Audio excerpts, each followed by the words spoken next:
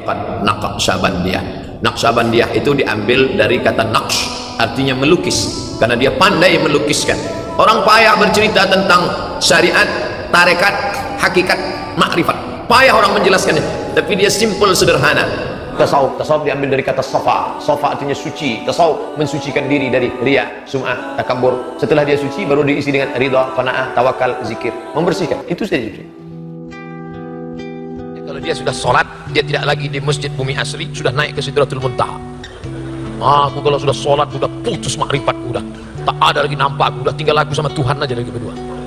Sekarang kita tengok sahabat Nabi SAW. Waktu itu Nabi sakit. Waktu Nabi sakit, maka imamnya Abu Bakar. Mereka pun sholat, Imam Abu Bakar. Tiba-tiba Nabi datang dari kamarnya. Mohon maaf, ini mimbar, ini mihrab, kamar Nabi di samping. Mohon maaf, inilah agak-agaknya beginilah makmum. Tiba-tiba datang Nabi dari kamarnya. Makam Nabi yang sekarang itu kamar Nabi. Nabi datang. Pas Nabi datang, maka makmum memukul tangan. Mau ngasih tahu Abu Bakar bahwa Nabi dah datang. Kan tak mungkin dibilang Abu Bakar, Nabi datang tuh.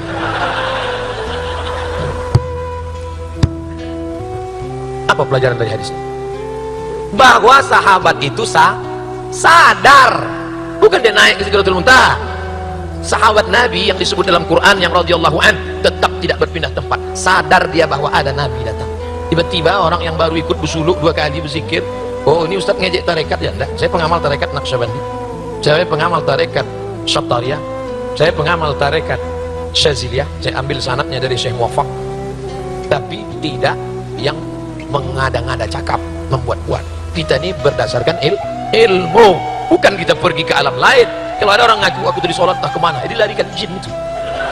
Dia tetap sadar di tempatnya. Hadis yang kedua, Nabi sedang sholat jadi imam. Tiba-tiba Nabi membuka selop. Waktu itu Nabi sholat pakai selop. Masjid Nabawi belum ada karpetnya, masih pasir. Nabi sholat pakai selop. Dibuka Nabi selopnya.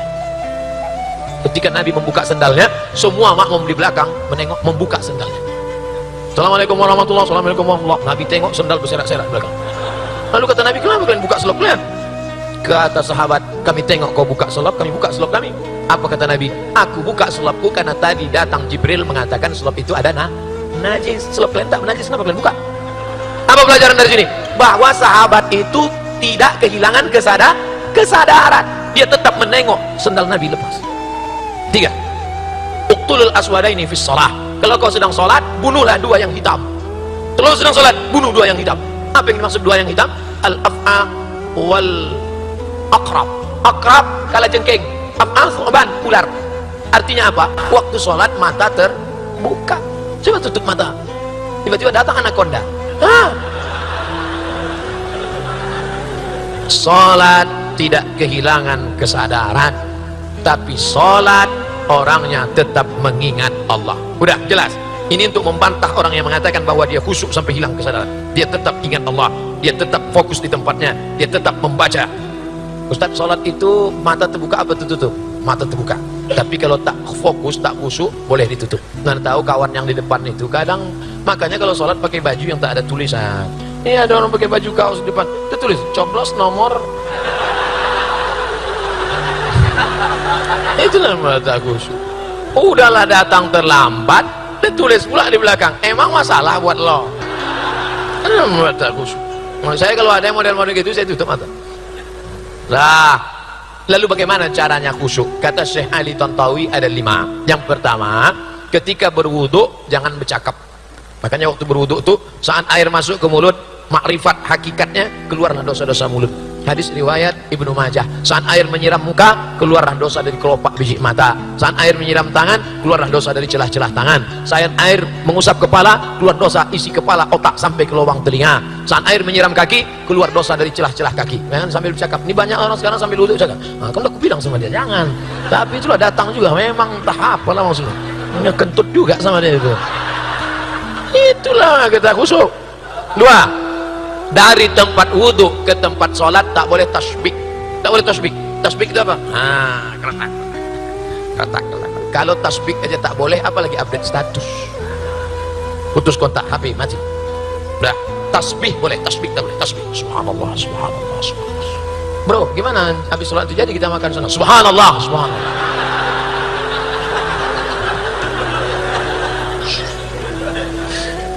Ketiga, sambung seruan azan. Allahu Akbar, Allahu Akbar, Allahu Akbar. Siapa yang bercakap waktu azan dikumandangkan, yukhsha, dikhawatirkan matinya dalam keadaan su'ul khatimah. Begitu kata Imam Al-Hafiz Jalaluddin Abdurrahman As-Suyuti. Makanya kalau azan berkumandang diam. Itulah mengapa di Medan, di mana-mana sebelum azan apa kata muazin? Innallah. Di Medan masih ada rumah itu. Innallaha wa malaikatahu yusalluna 'alan nabi ya ayyuhalladzina amanu sallu alaihi wa sallimu taslima. Sekarang ada orang yang melarang itu. Kau jangan tambah-tambah azan. Kalau azan-azan aja, jangan kau baca-baca innallaha wa malaikatahu. Datang mahasiswa itu melapor ke saya, Ustaz, katanya tak boleh baca innallaha wa malaikatahu. Siapa yang melarang? RT. Oh, kalau gitu besok tak usah kau baca innallaha wa malaikatahu. Jadi pengumuman saat aku nanti azan, ku sebut nama Muhammad, berselawatlah. Kira-kira mana yang bagus? Pengumuman attention please, atau innallaha wa malaikatahu? Baguslah innallaha wa malaikatahu. Ini orang ini kaku, tak paham. Kita dibilangnya nambah-nambah ibadah. Itu bukan menambah ibadah, pengarahan. Sama macam salat tarawih. Sallu salatal witri salasa raka'atin asabakumullah.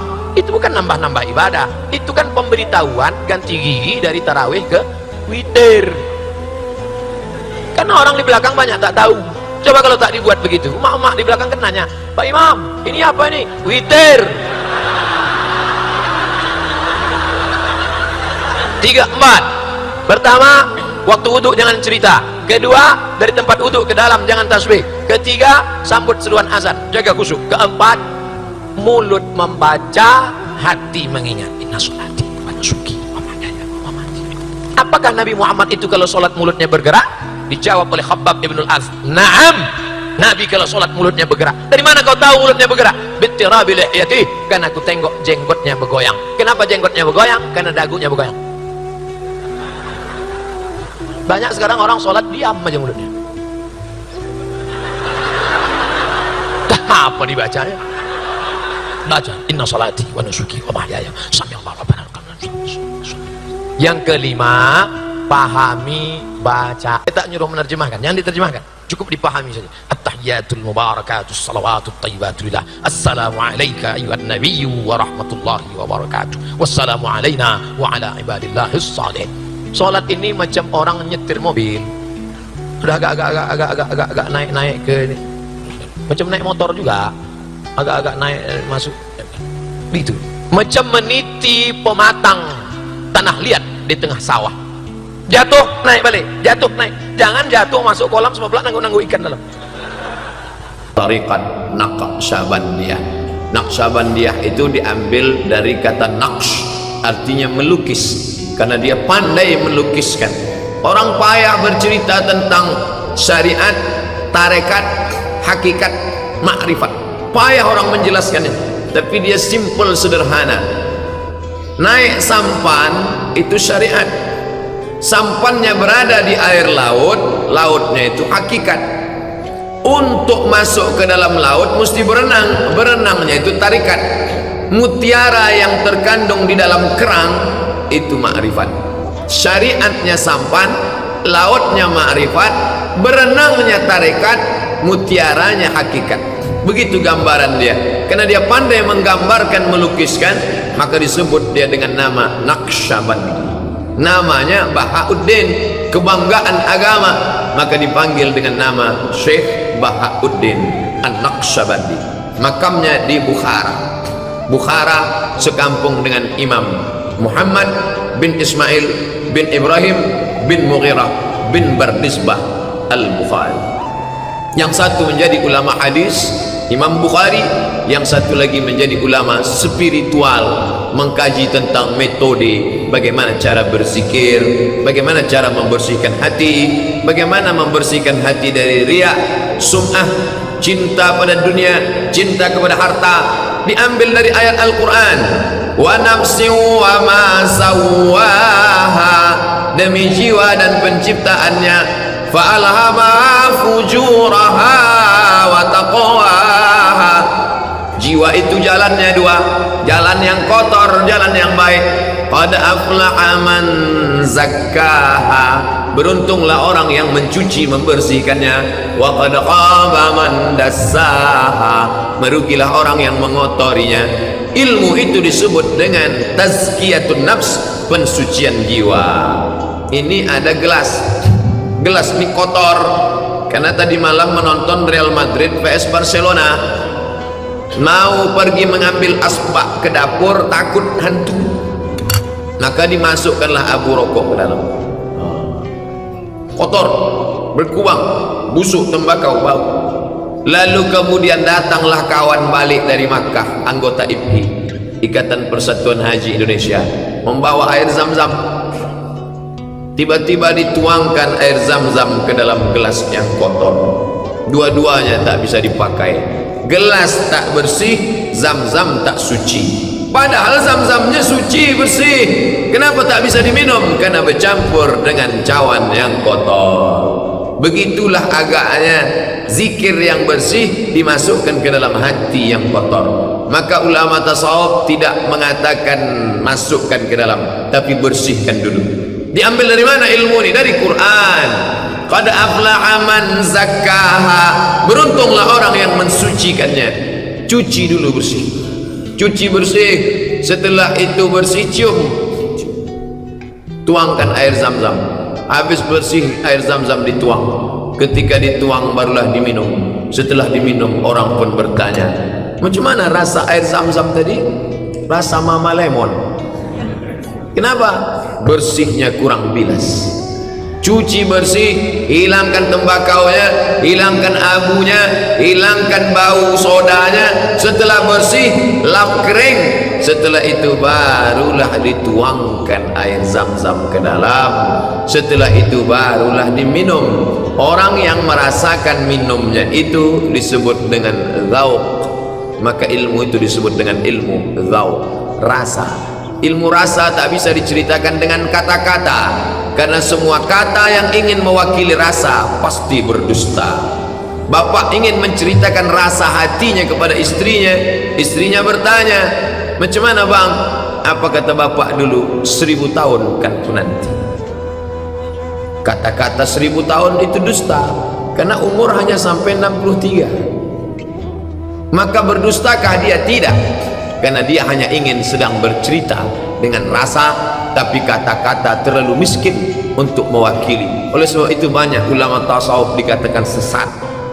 Kenapa? Karena ketika dia berkata subhani, subhani, maha suci aku, maha suci aku.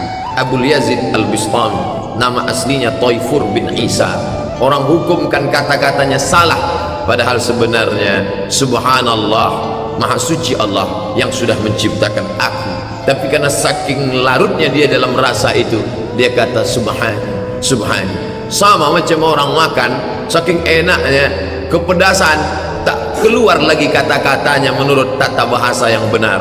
Bukan saking kan mabuk itu membuat orang hilang rasa, tapi dia tenggelam.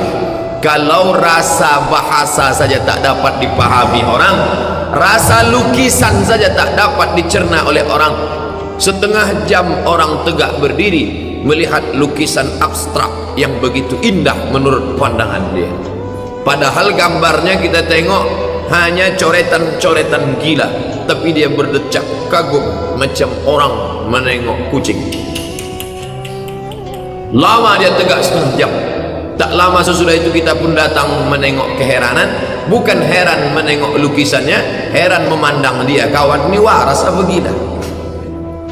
Kalau rasa lukisan saja tak dapat kita tangkap, bagaimana dengan rasa orang yang sudah sampai pada puncak cinta kepada Allah Subhanahu wa ta'ala? Jangankan cinta kepada manusia, jangankan cinta kepada Rabb yang mencipta manusia, cinta kepada manusia saja pun kadang susah untuk kita tangkap. Gila Qais, nama laki-laki itu Qais. Gila dia kepada Laila, sampai-sampai dia dijuluki orang Laila Majnun. Laila nama perempuan, Majnun nama laki-laki. Menurut tata bahasa Arab salah kata Laila Majnun. Yang betul Laila Majnunah, karena Laila perempuan, Majnun laki-laki. Kenapa Laila Majnun? Bukan si Laila yang gila, si Qais yang tergila-gila kepada Laila. Dan Qais termasuk orang yang sehat. didoakan ayahnya di dinding Ka'bah. Begitu kata Syekh Muhammad Mutawalli Asy-Sya'rawi dalam kitab Huna Ra'aitu Sayyidana Ibrahim alaihissalam. Sebelum Nabi Muhammad lahir, Qais tergila-gila kepada Laila. Akhirnya ayahnya datang mendoakan dia di dinding Ka'bah, sembuh sehat dari gilaan. Suatu ketika datang orang bertanya kepada Qais, "Ya Qais, adunya turidu amid dunya alayla turidu amid dunya wa ma fi tawayaha?" Mana yang kau pilih Qais, Laila atau dunia beserta isinya? Mana yang kau pilih Qais, Laila atau dunia beserta isinya? Apa jawab Qais? Laghbarul ni'aliha ahabbu ilayya wa ashfa libalwaha. Debu yang menempel di selop Laila lebih kucinta daripada dunia beserta isinya. Kalau debu menempel di selop Laila lebih kucinta daripada dunia dan seisinya, apalagi Laila yang kucinta dan kupuja. Kalau cinta kepada manusia susah untuk ditangkap, apalagi cinta kepada Allah. Syair itu selalu dipakai ulama untuk menggambarkan cinta makhluk kepada Khalik.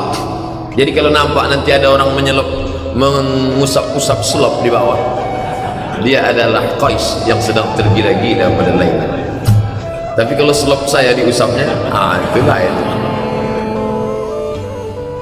Nampaknya ada sabotase. Bapak Ibu yang dimuliakan Allah Subhanahu wa taala, manisnya, indahnya lukisan tak tertangkap. Indahnya cinta kepada manusia membuat orang menjadi gila. Saya dengan Pak Mahmud sampailah ke suku Talang Mama. Sampai di sana kami pun berjumpa kepala suku. Dia mengambil sirih, saya pun ambil juga daun sirih. Diambilnya kapur, dioleskannya ke daun, saya pun ambil kapur, saya oleskan juga. Diambilnya pinang muda, saya pun ambil juga pinang yang sudah keras, kami masukkan.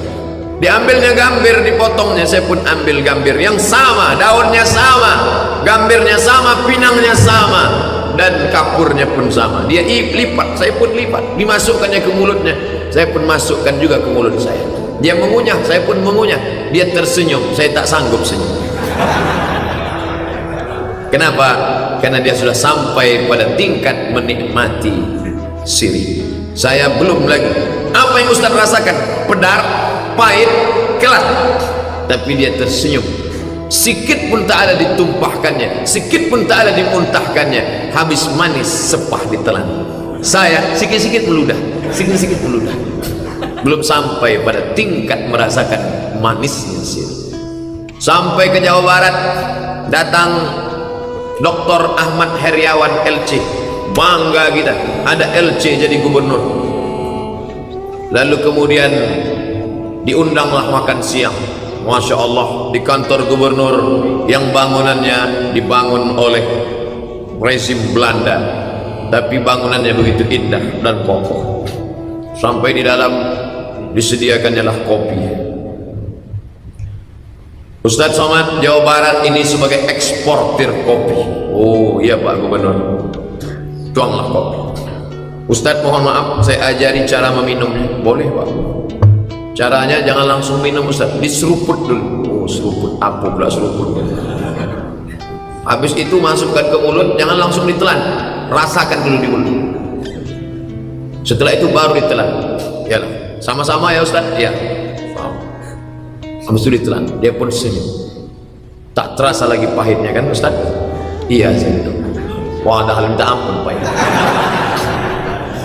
Tak dikasihnya gula.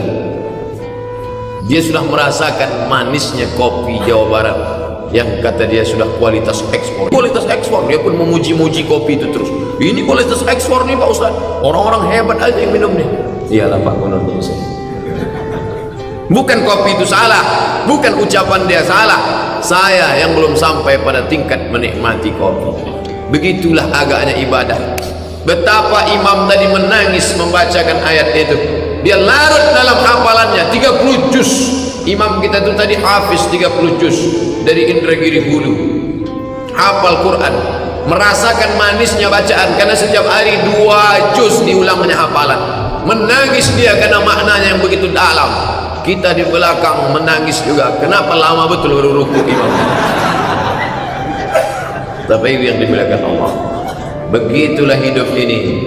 Banyak hal-hal yang kita katakan orang lain gila, orang lain ini aneh, tapi sebenarnya kita yang belum sampai pada tingkat merasakan indah dan manis.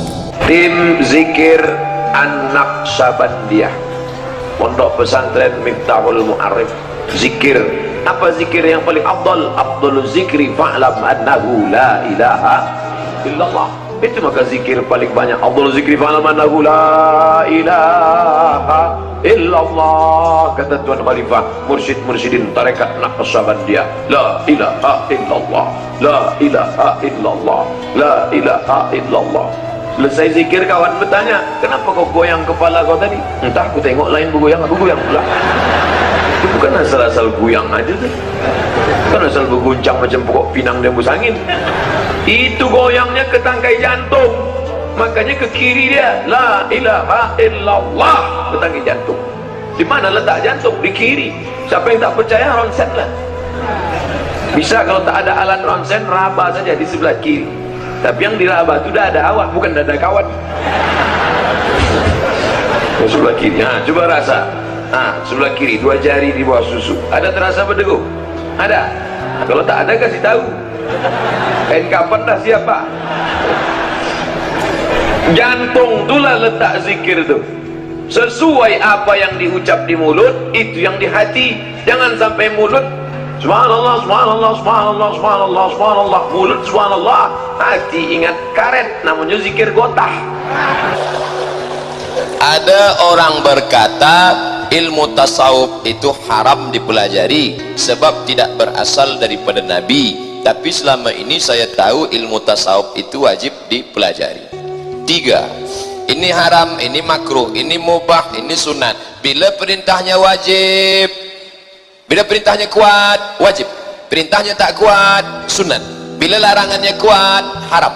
Bila larangannya tak kuat, makruh. Tak disuruh, tak dilarang, mubah. Siapa yang membuat itu? Ulama fiqh. Ulama fiqh tajuk dia halal haram makruh mubah, halal haram makruh mubah. Datang ulama akidah. Bagaimana mengenal Allah? Wujud, tidak, baqa, mukhalafatul hawadis, qiyamuhu bi nafsihi. Tak usah pakai sifat 20. Mari kembali ke Quran dan sunnah. Apa awak sanggup mengkaji sifat Allah dalam Quran? Baca Quran pun jarang-jarang. Macam mana nak gali sifat Allah dalam Quran? Maka datang ulama, kita tinggal baca buku saja, bukan kita nak tulis buku. Datang, duduk, dengar baik-baik, mengantuk-mengantuk sikit diampunkan Allah Subhanahu wa taala. Maka datang ulama fiqh, datang ulama akidah, tapi masalah akhlak, bagaimana nak membersihkan hati daripada hasad, bagaimana nak membersihkan hati daripada dendam kesumat. Setelah dia bersih, bagaimana nak memasukkan rida, qanaah, tawakal. Maka datang ulama yang mengkhususkan, Dr. Abdul Halim Mahmud. Datanglah ulama yang mengkhususkan diri dalam masalah ini. Mereka lah Imam Junaid Al-Baghdadi, mereka lah Imam Saraj At-Tusi dalam kitab Al-Luma yang ditahqiq oleh Syekh Dr. Abdul Halim Mahmud. Datanglah Imam Abu Talib Al-Makki dalam kitab Qutul Al-Qulub. Datang pula Imam Abu Hamid Al-Ghazali dalam kitab Ihya Ulumuddin. Datang pula para ulama lain, bahkan sampai ke negeri kita Sumatera. Berapa banyak imam-imam daripada atas, daripada Al-Fatani, Syekh Ahmad Al-Fatani, Syekh Daud Al-Fatani, turun sampai ke bawah, daripada Kelantan, daripada Kedah, lalu masuk ke Pulau Sumatera. Kitab Ihya Ulumuddin diterjemah dalam bahasa Melayu, jadilah kitab Sayyirus Salikin, ditulis oleh Syekh Abdul Somad Al-Falimbani dari Palembang. Tersebut nama saya sikit kan. Maka tasawuf mana yang kita ikut? Tasawuf sunni. Tapi kadang orang ini dia tak suka dengan kata tasawuf, dia pakai tasawuf. Tapi manakala kita baca kitab yang dia tulis, kita bandingkan dengan tasawuf, huwa itu juga, tapi sampul dia ganti, judulnya apa? Tazkiyatun nafs. Dalam tarekat dikenal adanya ibadah syariat dan hakikat. Apakah Rasul pernah mengajarkan akan hal ini? Dalam ilmu hadis ada namanya hadis sahih, di bawah sahih namanya hadis hasan, di bawah hasan ada namanya dhaif, di bawah dhaif ada namanya maudhu. Apakah pernah Nabi mengajarkan sahih, hasan, dhaif, maudhu? Hadis sahih itu syaratnya 5, rawinya adil, rawinya dhabit, tidak ada syaz, tidak ada illat, sanadnya bersambung. Apakah pernah Nabi mengajarkan itu? Tidak. Jadi ilmu-ilmu ini disusun belakangan. Quran, hadis, ijma', qiyas, syar'u man qablana, saddu zara'i, qaulus sahabi. Itu disusun ilmu usul fikih belakangan. Zaman Nabi tak dipisahkan antara hakikat dengan syariat, sejalan. Tapi kemudian pada abad kedua muncullah ilmu tasawuf, diambil dari kata safa, artinya suci. Man safa qalbuhu lillah, orang yang suci hatinya karena Allah. Disusunlah dalam bentuk kitab. Puncaknya pada masa Imam Abu Hamid Al-Ghazali, meninggal tahun 505 Hijrah, dalam kitabnya Ihya Ulumuddin. Ihya menghidupkan Ulumuddin, ilmu-ilmu agama. Karena waktu itu filsafat Yunani sudah masuk ke dalam Islam. Pada masa pemerintahan Abu Ja'far Al-Mansur didirikan Darul Hikmah. Dar artinya rumah, hikmah, rumah hikmah, ilmu pengetahuan. Kitab-kitab filsafat diterjemahkan dari Yunani masuk ke dalam orang Islam. Maka sudah mulai lemah ilmu agama, ditegakkan balik oleh Imam Al-Ghazali dengan kitab Ihya Ulumuddin, menghidupkan lagi ilmu-ilmu agama. Jadi pada zaman Nabi tak ada pemisahan itu, tapi setelah dituliskan, ini namanya zahir, ini namanya batin, ini namanya syariat, ini namanya hakikat. Itu kajian orang di kampus, penelitian. Oleh sebab itu mata kuliah tasawuf tidak dibuang dari Al-Azhar. Kami di Al-Azhar mengambil satu mata kuliah namanya ilmu tasawuf. Pertanyaan, dalam dunia tarekat bersepakat bahwa dalam beribadah, terutama dalam berzikir, jamaah harus menghadirkan wajah guru, bahkan wajah syekh tarekat yang sudah wafat. Apa tersebut tak termasuk kemusyrikan? Namanya robitoh syekh. Robato artinya ikatan. Robitoh, saya mengikatkan diri dengan guru, dengan syekh. Bukan mengingat guru, mengingat Allah Ta'ala. Kenapa dihadirkan guru? Supaya lebih khusyuk, lebih takut. Murid-murid, hati-hati ya. Ini saya sebelum keluar lokal, di lokal. Saya mau pergi ke kantor sebentar. Ini ujian. Kalau ada di antara kalian yang nyontek, awas. Walaupun saya pergi ke kantor, tapi sesungguhnya saya ada di sini. Saya mau nakut-nakuti murid saya. Waktu mereka mau mencontek, dibayangkannya wajah Ustaz Somad. Tak jadi mencontek. Jadi bukan guru itu yang diingat. Yang tak boleh itu, ini foto guru dipajang di muka. Allahu Akbar, itu tak boleh. Jadi jangan menghukum dari luar. Dia tak tahu tuajuh. Bukan zikir mengingat guru, yang diingat itu Allah. Tapi dia bagaimana supaya hatinya itu khusyuk, takut kepada Allah. Maka dia bertawassul, berwasilah. Rabitoh syekh namanya, mengikatkan diri dengan guru. Nah, itu dipahami dengan baik. Kalau bertuhan kepada guru, kafir ya. Jangan menyembah kepada guru. Yang disembah itu Allah SWT. Tapi orang kalau ingat gurunya, ingat dia kepada Allah. Kun ma'allah, hendaklah engkau bersama dengan Allah. Ilam takun ma'allah, kalau kau tak bisa sama Allah, hendaklah kau selalu bersama dengan orang-orang yang mengingat Allah. Kami waktu pergi ke Makkah, pergi ke rumah Sayyid Habib Muhammad Alawi bin Abbas Al-Maliki, ulama Makkah. Salat maghrib kami di rumahnya, di masjid besar. Habis itu menengok sorbannya, wajahnya mengangolah. Sayyid Muhammad Alawi bin Abbas Al-Maliki, ulama besar. Menengok wajahnya mengingat Allah. Ada orang-orang yang ketika kita lihat wajahnya kita ingat Allah. Itulah guru mursyid itu. Tapi ada pula orang yang ketika kita lihat wajahnya ingat kita proposal. Bukan itu yang mursyid itu. Maka kata ulama, kun ma'allah, hendaklah kau bersama dengan Allah. Illam takun ma'allah, kalau kau tak bisa bersama dengan Allah, kun ma'aman ma'allah, kau bersama dengan orang yang hatinya selalu bersama dengan Allah, maka dia membimbing engkau. Walan tajida lahu waliyan mursyida, mursyid, jalan penunjuk dalam berzikir mengingat Allah Subhanahu wa ta'ala.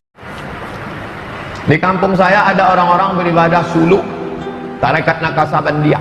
Apakah ada hadis sumber hukumnya? Suluk diambil dari 3 huruf, salaka, artinya lewat di suatu jalan. Mana hadisnya? Man salaka, siapa yang melewati suatu jalan? Suluk, melewati suatu jalan. Jalan apa? Nama jalannya itu metode. Bahasa Arabnya, bahasa Inggrisnya method, bahasa kitanya metode, bahasa Arabnya tariqat. disusun oleh Syekh Bahauddin An-Naqsabandi, maka disebut tarekat Naqsabandiyah. Bagaimana supaya fokus berzikir mengingat Allah? Maka ditalkinkan oleh guru, la ilaha illallah. Talqin artinya diajarkan, talqin dikte, aku ucapkan la ilallah, kau ikut ya, la ilaha illallah. Nah, selama proses ini jangan makan-makan yang berdarah dulu, karena kalau makan berdarah nanti libido seksualnya meningkat naik, bukan ingat Allah, ingat yang lain-lain. Oke lah Tuan Guru, wudu tak boleh batal ya. Jadi kalau batal langsung kamar mandi, zikir lagi, langsung kamar mandi. Kenapa mesti pakai kelambu? Banyak nyamuk. Mutu qaula anta mutu, mati sebelum mati. Masuk ke dalam kelambu peta 4, tengok sebelah alam barzah, macam di dalam kotak tanah, mati. Selama berapa lama? 10 hari, ada yang 30 hari, ada 40 hari. Itu adalah pelatihan. Bapak Anu kemana? Kenapa tak datang? Dia sedang pelatihan di Bandung Pak Ustaz. Pelatihan apa? Rapim. Pelatihan apa? Pelatihan untuk naik jadi kepala staf. Pelatihan apa? Latihan jadi kepala dinas. Pelatihan. Saya pelatihan 21 hari di Ronggo Warsito, LPJ. Pelatihan prajabatan. Mau jadi PNS penuh. Jam 6 pagi upacara. Jam 10 malam upacara. Mendasi terus tak pernah copot. Setelah saya lulus, tak ada pakai dasi lagi. Suluk itu pelatihan. Wuduk tak boleh putus. Supaya apa? Supaya latihan wuduknya tak berhenti. Pakaiannya putih terus. Supaya apa? Supaya ingat mati. Makanya kalau ada orang mau ikut, yang saya tanya bukan dalilnya, yang saya tanya mursyidnya siapa. Siapa mursyidnya? Mursyidnya Buya Alaidin. Oh, Buya Alaidin Taman Al-Azhar Mesir. Buya Alaidin Athari yang di Darussalam Batu Besurat. Buya Alaidin mengambil tarekat dari siapa? Dari ayahnya. Namanya siapa? Buya Aidarus. Buya Aidarus mengambil dari siapa? Dari ayahnya. Namanya siapa? Namanya Syekh Abdul Ghani. Syekh Abdul Ghani mengambil dari siapa? Dari gurunya di Jabal Abi Qubais Makkah sebelum rezim King Saud. Siapa namanya? Syekh Sulaiman Zuhdi. Syekh Sulaiman Zuhdi punya murid lain. Namanya siapa? Syekh Abdul Wahab Rokan. Itu yang di Besilam. Babus Salam. Orang Melayu Pak yang nyebut Babus Salam. Nak kemana? Besilam. Syekh Sulaiman Zuhdi. Jadi waktu saya ceramah ke Aceh, katanya wali di Aceh 4 orang. Wali Aceh 4 orang. Syekh Abdul Rauf Singkili, Syekh Ahmad Wali, Syekh Kerongkali. Lalu Syekh Kerongkali. Lalu saya tanya, Syekh Kerongkali apa tarekatnya? Sattariyah. Syekh Ahmad Wali, Syekh Muhammad Wali, Naqsabandiyah. Saya baca-baca biografi. Syekh Muhammad Wali mengambil tarekat Naqsabandiyah dari Syekh Abdul Ghani Al-Kampari dari Kampar. Lalu kemudian mengembangkan tarekat Naqsabandiyah. Syekh Muhammad Wali punya anak namanya Syekh Muhibbuddin Wali. Profesor Dr. Muhibbuddin Wali mendapat gelar doktor dari Universitas Al-Azhar. Tengok dulu mursyidnya. Siapa mursyid? Nah, ini tentang pentingnya mursyid. Tunggu Suluk ikut Buya Somad, mursyid kami, Syekh tarekat Naqsabandiyah di Kiam. Malam itu salat taubat berkali-kali. Salat sunat taubat, salat sunat taubat, salat sunat taubat, salat sunat taubat. Terus 10 hari 10 malam. Masya Allah, luar biasa. Pernah Ustaz bersuluk ya? Situ. Siapa yang belum bersuluk, bersuluklah. Nasi disukat. Kan banyak. Tak lu ada sampo de baung. Ikan bilis dah ada. Makanlah nasi. Oh, makan tapi nikmatnya luar biasa. Susah diungkapkan dengan kata-kata. Siapa yang nak ikut-ikutlah. Dunia tak lama lagi kiamat. Banyak orang salah sangka. Dia sangka suluk ni untuk orang yang sudah tua yang mau mati saja. Ini tak betul. Ini tak betul. Kalau dia sudah itu dilengketkan, diikatkan zikir itu di dalam. Allah, Allah, Allah, Allah, Allah, Allah, Allah. Banyak orang menyebut zikir di mulut. Subhanallah, subhanallah, subhanallah, subhanallah, subhanallah. Mulut subhanallah, hati gotah. Namanya zikir gotah. Alhamdulillah, alhamdulillah, alhamdulillah. Mulut alhamdulillah, hati sertifikasi. Milolah tuh. Barulah hamba paham rupanya dalam suluk itu kita sedang fokus. Kenapa pakai kelambu? Ustaz Tengku Zulkarnain ditanya orang, kenapa orang suluk itu berkelambu? Dijawab Ustaz Tengku singkat, dia banyak nyamuk.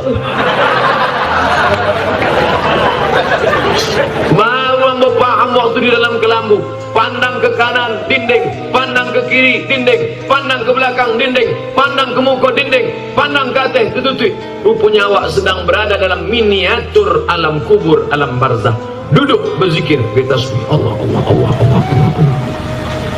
100, di ujung itu ada 10, 1000. Kalau sudah dapat 1000, dipintal ini satu kain putih. 1000, 2000, 3000, 10.000 pakai batu. Rupanya memperbanyak zikir sehingga sampai di dalam WC kamar mandi pun tak boleh putus Allah Allah Allah Allah Allah Allah Allah sambil menyetir mobil Allah Allah. Sampai akhirnya malaikat maut akan mencabut nyawa, insyaallah mati dalam keadaan husnul khatimah, karena dia sudah melekat di sini.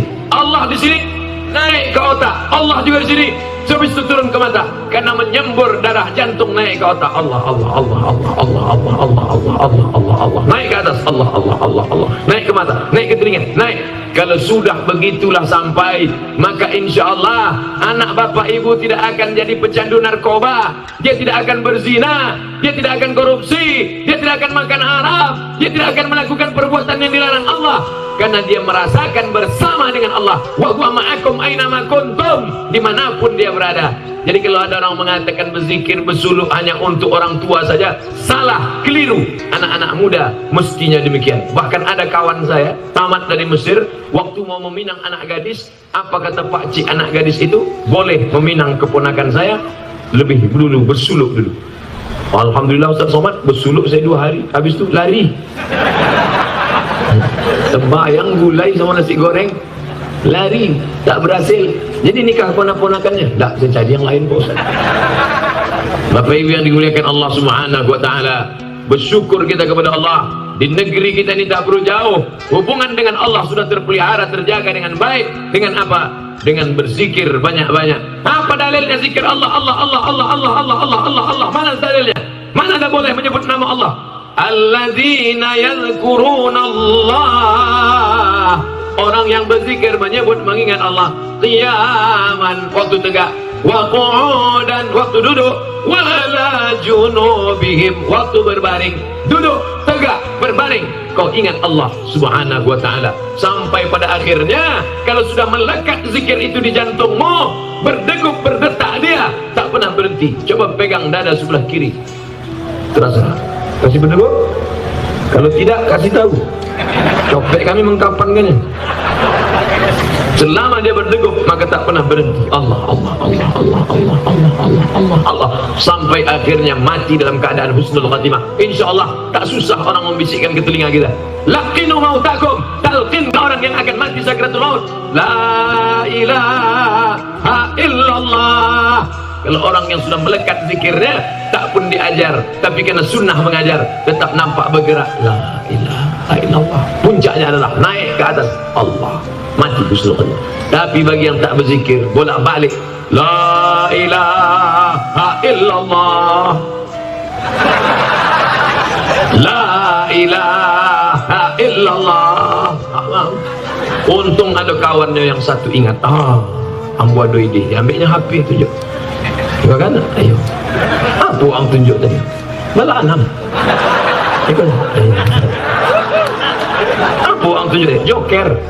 Ikut kan? Ayo, kau adalah Muhammad tunggu tu. Apa yang selalu awak sabui, apa yang selalu awak ingat, itulah yang akan datang waktu awak akan mati. Seterusnya Ustaz, berkaitan dengan apakah zikir tarikat itu adalah sunnah Nabi sallallahu alaihi wasallam. Zikir tarikat, tarikat adalah sunnah. Tariqah artinya metode, cara. Ya ayyuhalladzina amanu dzkurullah, hai orang-orang yang beriman, berzikirlah mengingat Allah. Bagaimana cara berzikirnya? Maka datanglah seorang ulama, dia susun zikir lalu dinisbatkan kepada dia. Datang Imam Abul Hasan Asy-Syadzili, disusunnya aurat, zikir, hizib, maka disebut dengan Al-Azkar Asy-Syadziliyah atau At-Tariqah Asy-Syadziliyah. Datanglah kemudian Imam Bahauddin An-Naqsabandi, maka disebut dengan Tariqah Naqsabandiyah. Datanglah kemudian Imam Ibrahim Ad-Dasuqi, maka disebut dengan Tariqah Dasuqiyah atau Tariqah Burhamiyah. Datanglah kemudian Imam Sidi Ahmad Al-Badawi, maka disebut dengan Tariqah Ahmadiyah. Datang pula namanya Syekh Ahmad Ar-Rifai, maka disebut dengan Tariqah Ar-Rifaiyah. Di Mesir ada namanya Al-Majlisul A'la Lit-Turuq As-Sufiyah, majlis tinggi tarikat-tarikat Sufiyah. Dan di Malaysia juga ada satu majelis khas untuk di Negeri Sembilan, itu saya tengok bahwa ada satu untuk mengawal tarikat yang mu'tabarah. Mesti ada syekhnya, mesti ada mursyidnya, mesti berdasarkan kepada Al-Quran dan Sunnah. Sebenarnya ini adalah metode cara berzikir, maka mestilah dilihat. Saya tanya kepada Syekh Muwaffaq. Syekh Muwaffaq dia seorang ahli hadis, tapi dia juga seorang mursyid as-Saziliyah. Lalu saya tanya, bagaimana sebenarnya tarikat ini Syekh Muwaffaq? Kata Syekh Muwaffaq seorang ulama, dia susun zikir, lalu kemudian dikatakan ini adalah, andai Abdul Somad menyusun zikir, saya susun zikir, saya susun berdasarkan hadis ini, zikir ini, zikir ini, zikir ini, maka orang mengatakan zikir apa itu? Tarikat Somadiyah. Ini disebutkan kepada ini, tarikat Naqsabandiyah, tarikat Sattariyah Ahmad Sattari, tarikat Naqsabandiyah Bahauddin Naqsabandi, tarikat Saziliyah Abul Hasan As-Sazili. Yang semuanya itu adalah masih diambil dari hadis. Hanya saja ada beberapa zikir yang dia buat sendiri. Nah, apa hukum kalau zikir diambil dari hadis? Afdhalul zikri la ilaha illallah, dari hadis. Membacakan subhanallah wa bihamdihi subhanallahil azim, bagi hadis. Berzikir mengucapkan Allah Allah, kalau ada orang berzikir mufrad Allah Allah Allah Allah, ada dari hadis. Mana zikir Allah Allah? La taqumus saah, tidak akan terjadi hari kiamat selama orang masih ada berjalan di atas muka bumi berkata Allah Allah. Tengok pula dalam Quran, inna fi khalqis samawati wal ard, dalam penciptaan langit dan bumi, waqtilafil laili wan nahar, perputaran siang dan malam, la ayatil liulil albab, dia menjadi ayat-ayat bagi orang yang berfikir. Siapa itu? Alladzina yadhkuruna Allah, orang yang menyebut Allah. Di situ disebut mufrad tunggal, alladzina yadhkuruna Allah, orang yang menyebut Allah qiyaman, waktu tegak, wa qu'udan, waktu duduk, wa ala junubihim, ketika berbaring. Tapi tetaplah mursyid-mursyid ini dilihat apakah dia berpegang kepada sunnah atau tidak. Makanya kita dalam masalah akidah Asy'ari, dalam masalah fiqh Syafi'i, dalam masalah tasawuf, bukan tasawuf falsafi, tapi tasawuf sunni, Abu Hamid Al-Ghazali dan Abul Hasan As-Sazili dan Junaid Al-Baghdadi. Maka lihatlah kitab Ihya Ulumuddin, dia pakai ayat Quran, dia pakai hadis Nabi. Apa kata Imam Saraj At-Tusi dalam kitab Al-Lumah? Idza ra'aitar rajul, kalau kau lihat ada orang yatiru fil hawa, terbang di atas awan, yamshi 'alal ma', berjalan di atas air, la taghtar, jangan tertipu. Kalau nampak engkau ada orang terbang di atas awan, berjalan di atas air, jangan tertipu, jangan terpukau, tapi pandanglah dia bagaimana berpegang kepada Al-Quran dan sunnah Rasulullah SAW. Maka dalam bidang tasawuf ini, lihatlah mursyid yang alim, yang berpegang kepada Quran dan sunnah. Kitab-kitab yang dia baca, Ar-Risalah Al-Qushairiyah, Qut Al-Qulub Abu Talib Al-Makki, Ihya Ulumuddin Abu Hamid Al-Ghazali. Dia baca pula kitab-kitab yang ditulis para ulama-ulama yang berdasarkan kepada Al-Quran dan sunnah Rasulullah SAW. Kalau mursyidnya alim, ikuti. Tapi kalau mursyidnya jahil, tidak belajar ilmu, maka jangan ikuti. Wallahu a'lam. Apa beda kedudukan orang yang bertarekat dengan yang tidak dari segi kualitas amalnya? Ini pernah ditanyakan kepada Sayyid Usamah Mansi, murid langsung dari Sayyid Muhammad bin Alawi bin Abbas Al-Hasani Al-Maliki, Makkah Al-Mukarramah. Syekh, bagaimana dengan orang yang tidak bertarekat? Sesungguhnya kita ini semuanya bertarekat. Tarekat Naqsabandiyah, tarekat Syaziliyah, tarekat Sattariyah, tarekat Burhaniyah, tarekat Darqawiyah. Orang yang tidak bertarekat itu pun sebenarnya bertarekat juga. Bertarekat artinya melalui suatu jalan. Mungkin dia tarekat Ahlul Bait, mungkin tarekat dia tarekat dengan mengkaji, mengaji, belajar, yang penting belajar ke guru. Siapa yang tak berguru, man la syaikha lahu fasyaitanu syaikhuhu. Siapa yang tak berguru, maka syaitanlah gurunya. Jadi kalau ada orang yang tidak mengikut tarekat tasawuf, kata Syekh Sayyid Usamah Al-Mansi, sesungguhnya dia juga sudah bertarekat, karena dia berguru, berjalan, berzikir, mengajar, baca Quran. Itu juga sebuah tarekat, sebuah jalan mendekatkan diri kepada Allah Subhanahu wa ta'ala. Semua yang datang ke pulau ini sampai kalau dia berjalan. Ada yang pakai mobil, ada yang pakai sepeda motor, ada yang pakai perahu, ada yang pakai helikopter. Semuanya sampai, yang penting berjalan. Yang tak sampai itu berkelahi di tepi sana, tak jalan-jalan. Saya dari Aceh. Ini jamaah yang paling banyak pahalanya. Dari Aceh langsung kembali. Saya dulu mengaji di Aceh Besar sebelum saya ke Jakarta. Di tempat ngaji saya itu kami sering membahas tafsir tentang solat, zikir. Kami sering melakukan zikir ditutup dengan tawajuh, dan kami juga sering ziarah ke makam aulia. Di sana kami membaca tahlil zikir. Bagaimana pandangan Ustaz tentang tawajuh? Tawajuh wajah. Wajuh, tawajjah, ayat tawajuh, aku menghadapkan wajahku kepada Allah Subhanahu wa taala, khusyuk berzikir. Afdalu dzikri fa'lam annahu la ilaha illallah, la ilaha illallah, la ilaha illallah. Apa dalil zikir la ilaha illallah? Hadis Nabi, afdhaluz zikri la ilaha illallah. Mengapa zikir mesti kuat-kuat? Bukankah Quran mengatakan zikir wadhkur rabbaka fi nafsika, sebutlah Tuhanmu dalam dirimu, jangan kuat-kuat. Dijawab oleh Imam Jalaluddin Abdurrahman As-Suyuti dalam kitabnya Natijatul Fikri bil Jahri bil Zikri. Kenapa zikir kuat? Untuk mengusir hantu setan. Karena ketika azan dikumandangkan, setan lari sampai terkentut-kentut. Wa 'alaiha duratun. Allahu akbar, Allahu akbar.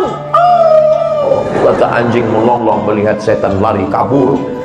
Makanya yang muazin itu yang suaranya nyaring tadi. Sekarang azan Allahu akbar. Kata setan, ini serius enggak nih? Kalau serius gua kabur katanya. Oleh sebab itu zikir kuat. Itu tasawuf. Tasawuf diambil dari kata safa. Safa artinya suci. Tasawuf mensucikan diri dari riya, sum'ah, takabur. Setelah dia suci baru diisi dengan ridha, qanaah, tawakal, zikir. Membersihkan. Itu saja.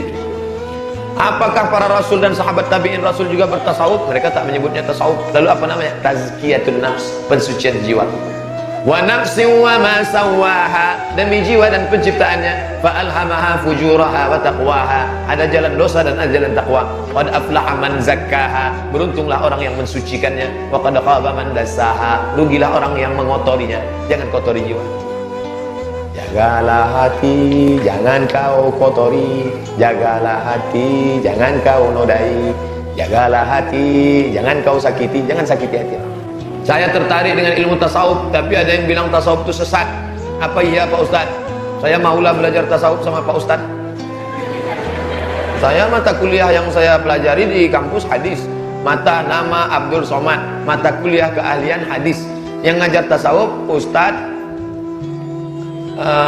yang ngajar tasawuf itu Ustaz Iskandar Arnel, S2 dari McGill University, S3 dari Malaysia. Itu ngajar mata kuliah tasawuf. Dia ada buka kajian tasawuf Ibnu Arabi dan Al-Ghazali. Belajar sama dia. Datang ke UIN, Fakultas Usuluddin, jumpai Ustaz Iskandar Arnel mengkaji masalah tasawuf. Menyikapi tasawuf, umat Islam terbagi dua. Ekstrim kiri menolak tasawuf sama sekali. Apa itu tasawuf? Sesat aja itu. Yang ini pula terlalu mendukung tasawuf. Siapa yang tak bertasawuf, maka dia tak masuk surga. Maka saya pilih jalan tengah. Tasawuf itu adalah mengkaji masalah hati, yang mengotori hati, hasad, riya, sum'ah, takabur. Lalu setelah hati bersih, diisilah hati itu dengan ridha, qanaah, tawakal, zikir, barulah dia sampai kepada Allah Subhanahu wa taala. Hati adalah cermin. Maka kalau hati itu bening, kita bisa melihat apa yang ingin ditampakkan Allah, cahaya. Oleh sebab itu membersihkannya dengan ilmu tazkiyatun nafs, mensucikan hati, tasawuf. Tasawuf diambil dari kata safa. Safa artinya suci. Man safa qalbuhu lillah, orang yang mensucikan hatinya karena Allah Subhanahu. Pertanyaan Idin Gemilang. Assalamualaikum Ustaz, mohon penjelasan perbedaan tarekat, syariat, hakikat, ma'rifat. Permata di dalam kerang yang bercahaya, itulah ma'rifat. Dah. Lautannya inilah hakikat. Dah. Sampannya inilah syariat. Berenangnya itulah tarekat. Gimana? Jelas Idin Gumilang. Yang mau dicari ini ma'rifat. Nurun yaqdhifullahu fi qalbi 'abdi. Cahaya yang dipancarkan Allah ke hati seorang hamba. Bisa sampai ke laut tanpa sampan? Tak bisa, mesti naik sampan. Sampan itu syariat. Sholat, rukun, syarat, wajib, wudu, tayamum, iftitah. Belajar kok syariat. Lalu kemudian mesti berenang. Berenangnya itu cara tarekat, cara berzikir. Di mana berenang? Di dalam hakikat, lautan ini hakikat. Ma'rifat yang mau dicapai adalah permataan. Itu perumpamaan saja.